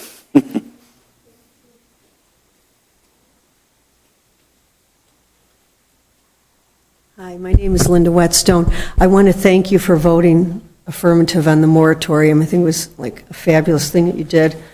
I just wanted to point out, you obviously know this, but first of all, the source is excellent. I love this. I love everything together in one place here.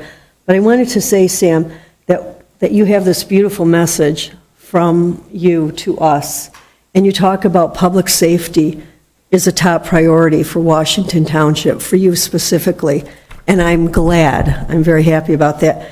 But obviously, one of the things is public safety is this data center and protecting us. These ordinances or ordinance that you are working on, we want this so tight, they don't want to come here. You understand, that's what we want. I know that there's laws and this and that, but we want this so tight with all the right experts. We don't want them. We want them to say, and because they're coming back, they told us they'll probably come back after the ordinances are done, that it'll be too much of a pain in the ass for them to come back. These people know a lot, they're educated, we don't want them to come back. And the way that we can prevent that from happening is to make these ordinances so tight that it won't be to their advantage. What time? Yeah, the other thing that I want to say, which maybe some of you people don't know, is that the law firm, Kirk and what is it? What? Huth. Kirk and Huth. Kirk's son is running for Congress in the Rochester Hill area. There's some, I don't know the whole area that he's running, Justin Kirk. I really liked him, but this is a problem for me. And I want you to tell your people, friends and family that live in these areas that there's a connection. That's all I wanted to say publicly. But take care of us, guys. I like what I see. Yeah, we started that. We were all doing separate newsletters, and the Parks and Rec was doing a magazine, so I said, let's just put it all together. And I love it. so all three communities are getting the same information. Right, and which, by the way, And it's even cheaper. though we're talking, I love this, about the Washington Township Data Center, all of these communities are affected, some even more so than ours, because, the distance. So keep up the good work. These people are killing it. They're killing it. They're killing it. Don't be afraid to come to these people for experts. There's a lot of intelligent, people, professionals that can help. I mean, thank you. Thank you. Thanks. Thank you. To piggyback on that, I know I've said it a few times, but there's a big election this year, so please vote for the state rep, state senate, the governor. The other night, Governor Whitmer was there breaking ground on it, so obviously she's for this, so. Sorry, go to the podium. Now I'm preaching here. I was going to say, she's been a driving force for the data centers. My name is Darlene Hernelstein. I am resident of Washington over at the Villas.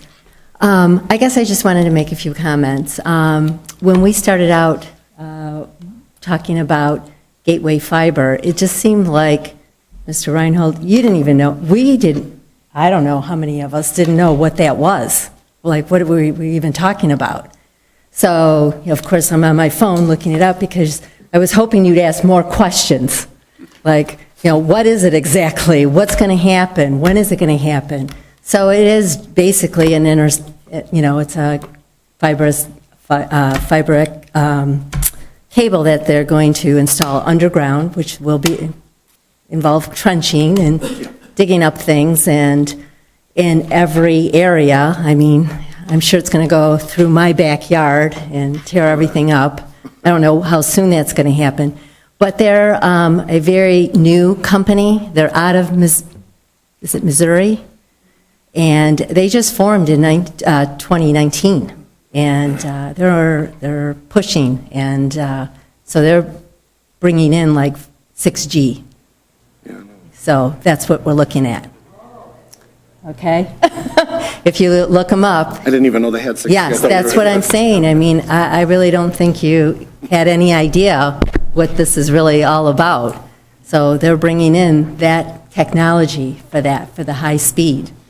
So that, and I agree with, first of all, I'm glad you guys did the moratorium, and I am hoping that those ordinances, again, what this woman just said, we need that locked down really tight. We do.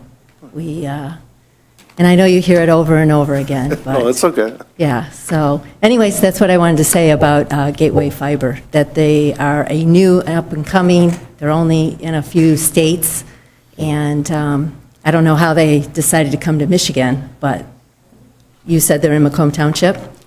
Macomb Township right now is being torn up all over Yeah. with these fibers, so it's, Right, so... again, it's kind of mandated from up above. to Yes, us, so- because of the acts But- that were, right, and I did research those My while vote you no guys were was more in talking. protest than anything, but. Right. It really gives them an opening, like the attorney said, we really don't have a say, because Yeah. when they enacted that back in 2002, I think, it just was a free pass for them to cut all the red tape and come into any community and dig up and do whatever they wanted to do. So that's all I wanted to say. Thank you very much.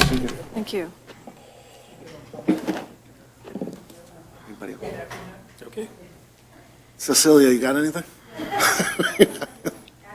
Not yet? Thank you for asking. Oh, Danielle. Good evening, Danielle Barrett, Washington Township. I just want to redirect for a minute. We're not asking for you or PC to put us in any sort of liability nightmare on exclusionary zoning with these ordinances. We're simply asking to look out for public health and safety per the MZEA. Right? Yeah. And clearly you did that when you hired a sound expert, brought them in here, everybody got to see him and hear him. Yeah. Clearly you did that when you hired a fire expert. Up until today, like Corinne said, we had not heard that anything was moving on EHS. We are happy to hear that. We will let everybody know that you are working on that, and we hope that you'll share your timeline on that with us. Sorry, not to interrupt, but if you have a recommendation, obviously we'll listen to it. Okay, I don't personally, but Okay, so just email it. yeah. And we're not trying to work with you. Be clear, we are separate, we are a residents group. I just wanted to bring those. Sorry, and not to interrupt, just because I'll forget. So at the June 11 PC meeting, the fire expert will be here to explain part of it, so you'll start to hear more information. So, Okay. sorry. It's not a Q&A, Sam. I know. I was waiting for one of you guys to say that. It's good. I'm just going to take her last minute. I'm meeting with a PFAS expert next week. We have a mutual friend. I talked to her friend today, and she said, oh, let me connect you to her. You guys can talk next week. I am happy to connect you to anybody who's an expert that will talk to you for free if I ask them to. Yeah.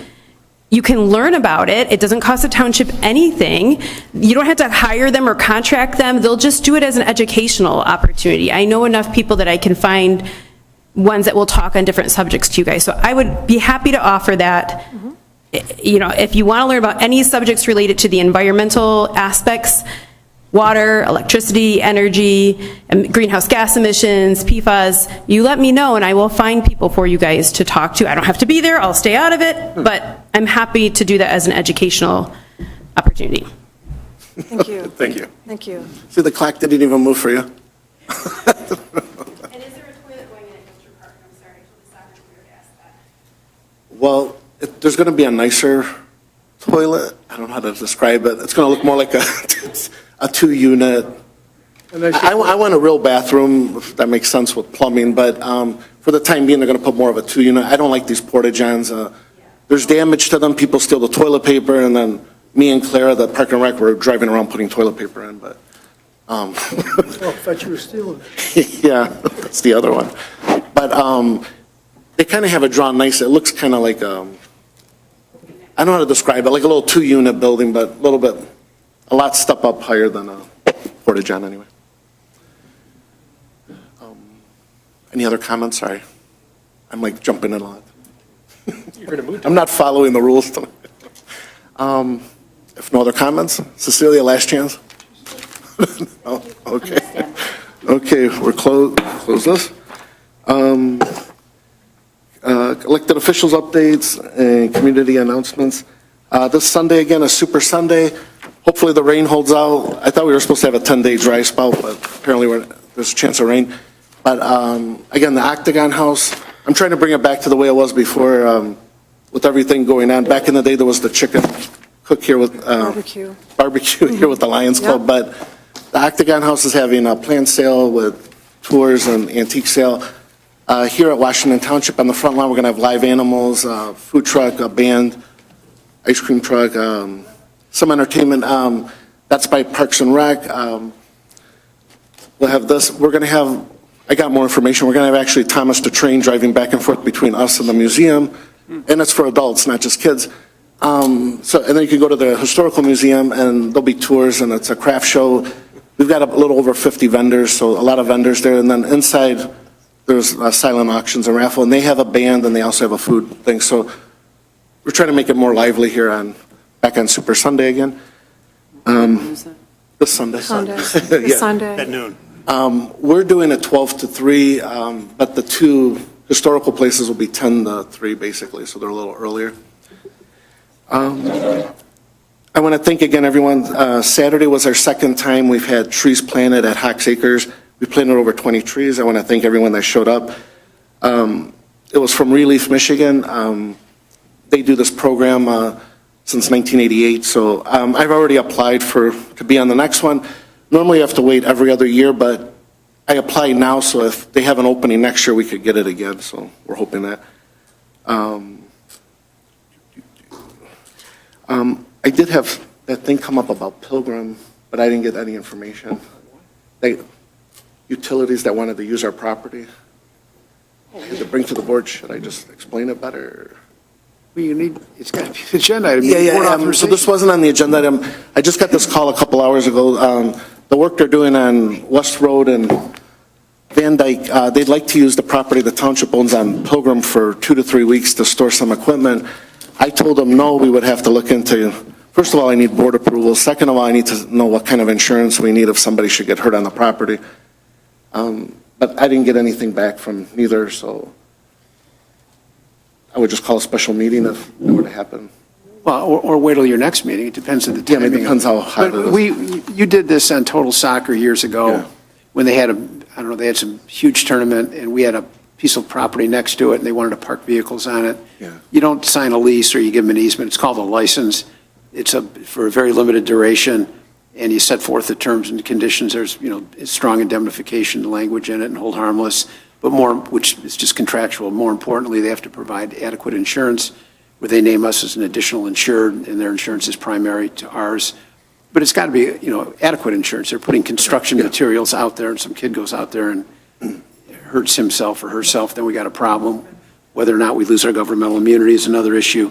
So, but you can insure over anything. So you need to know what they're going to do, when they're going to do it. There's not going to be any activity out there. It's going to be storage only.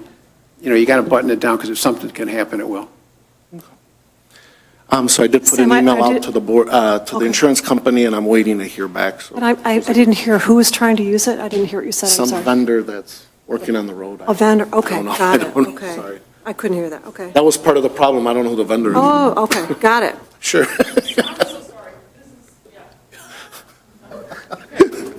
There is a huge generator thing on West Road. Can you tell us what is going on? Okay, so that's good. I can Please, explain this thank story.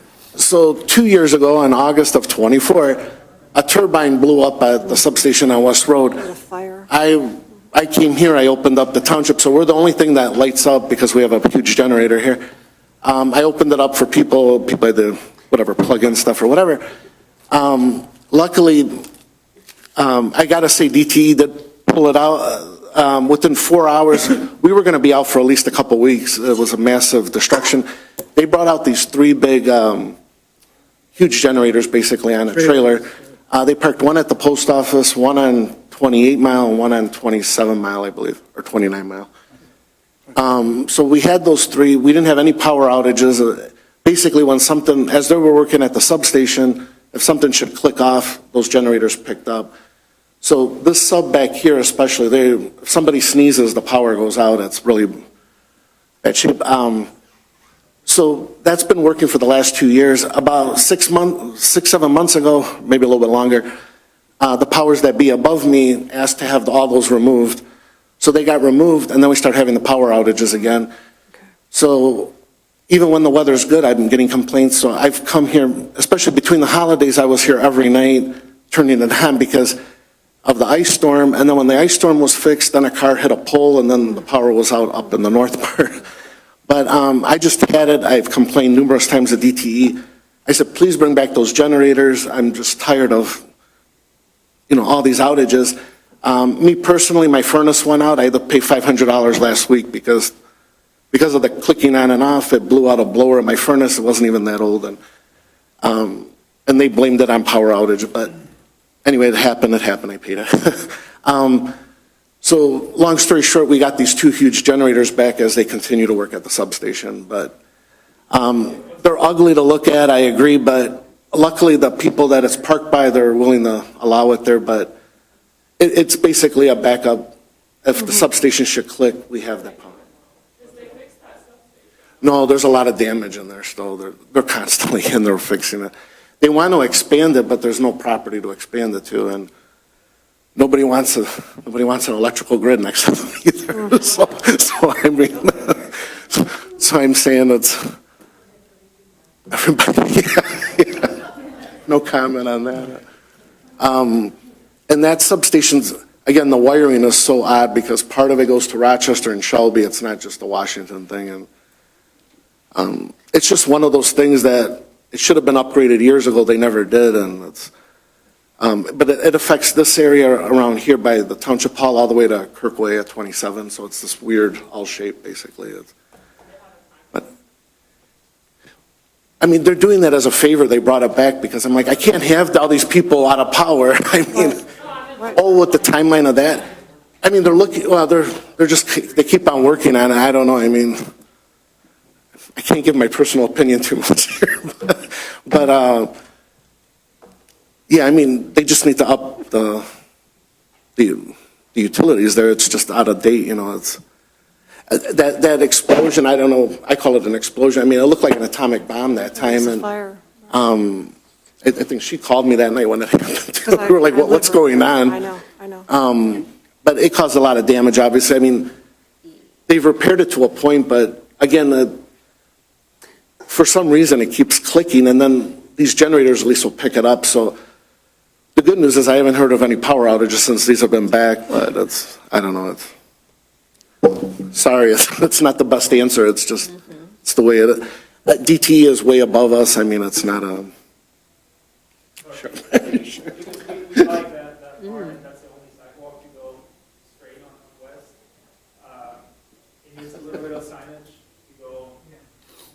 Oh, around the generator? Yeah, we can look at that, yeah. Or Josh or Rich can, look it up. Is it sticking out a little bit? Oh, it is blocking. Oh, it's blocking, okay, the sidewalk, right. Okay. Does it have to? I don't know. I don't know if they can back it up. Maybe they can back it I up. mean, I was just so mad. I'm like, we need these. Right. I don't know what they're called, but these generators on trailers, I'm like, we need them back to stop it. Maybe we could. We can, the one that's on 28 is actually like on the, I don't think it's safe, but it's on the egress, but they park a couple cars in front of it. I don't know. But yeah, that's. No, you're not. June 11, I know I mentioned it's the PC meeting. There's been a lot of work done to the ordinance, so it should be a lot more along the way. Our next meeting is June 15th. Do you guys have any? Yeah, tomorrow is the Romeo graduation, so congratulations to those graduates. This is one of the largest classes Romeo has had graduating, well over 450 people, so congratulations to each one of those students that are graduating tomorrow. And also some news from the Village of Romeo. The Starkweather Arts Center has many programs, as you probably know. They're having on Friday, June 5th, 6 to 9, they're having their Hats Off celebration where you can wear your best hat and you can tour their gallery. Also, they're having an exhibition, let me see, June 26th and July 4th, is open mic night. They always have that. June 6th is the Romeo Vintage Fest and Car Show. August, they're having at their gallery Frames and Orphaned Art Sale. And then in September, they have the Thumb Area Artist Exhibition. So many things happening at the Starkweather Arts Gallery. And it's Thomas the Tank Engine. Oh, what You did said I say? Thomas the Train, but that's, it was really good. My kids used to, Let's make sure we get that very close. My kids were in the Bob the I Builder. know, but that's it, thank you. And then I know Michelle reported the garlic root, garlic mustard. Oh, okay. So that was reported to the Macomb Orchard Trail Committee, so they'll be looking into that. Is that right? Yes. I summed that up. Pleasure. And then I know John's got something from the PDR Committee. Finally? Yes, you're on. Yeah. Yeah, one of the things I get to do as a member of the Washington Township Board is sit on the Macomb County PDR Committee. And if you're not familiar with it, the PDR stands for Purchase of Development Rights. The committee is designed to preserve farmland. And in essence, what people do is they enroll their property to protect it. For the county and the Macomb County Planning and Economic Development Department works with them to buy their development rights for their land. It ensures that that property stays with an agricultural use for the rest of history.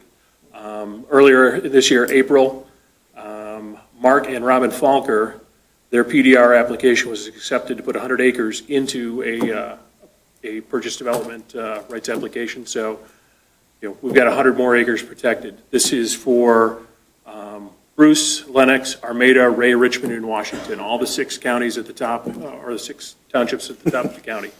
So they've changed their rules a little bit for the future. This is what the board needs to know. It used to be that the 6 counties would take the applications and we would be able to approve one of those applications per year to protect the farmland. Now they're going to allow each township to approve an application. So the $500 we commit, we could ostensibly end up with 1 or 2 or 3 applications for the PDR, and that $500 we commit, we'd be looking for $500 for each of those. So it could double or triple. Not a huge expense, but certainly it helps us protect that farmland. And something that I enjoy doing. I have learned a lot about farmers over the past couple of years, and this is a worthwhile program. It doesn't get a lot of press, but it protects farmlands. And one of the things it does is when you purchase these development rights and the property can no longer be built on, it makes it affordable for future farmers. Somebody can come in now that wants to start a farm, somebody young that wouldn't have the opportunity to buy Washington property at $80,000 an acre. They can come in at a much lower rate and buy property and actually farm. So it's a worthwhile program. Just wanted to update everybody on it. Thank you. Okay, thanks, John. No other comments? I'll make a motion to adjourn. Support. All in favor? Aye. Okay, thank you. See you in a couple weeks. Good job today.